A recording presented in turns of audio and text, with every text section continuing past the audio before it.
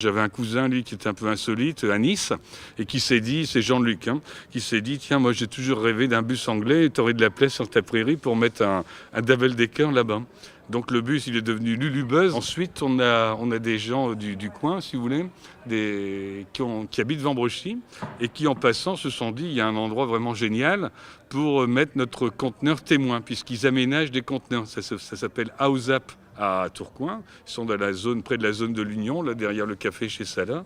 Et donc, de fil en aiguille, on s'est retrouvé avec un conteneur maritime. On était déjà à hauteur des roulottes, si vous voulez, il y a 1 mètre. Donc déjà, on a l'impression d'être un peu en surplomb.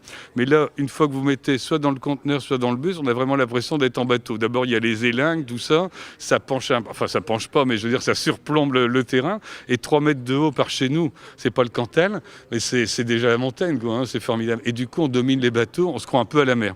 Bon, j'ai mon cousin qui est à Nice, il m'a expliqué que c'était pas tout à fait le même quand même, hein. Mais bon, on s'y croit quand même. On s'est retrouvés sans emploi tous les deux, on travaillait dans la même société.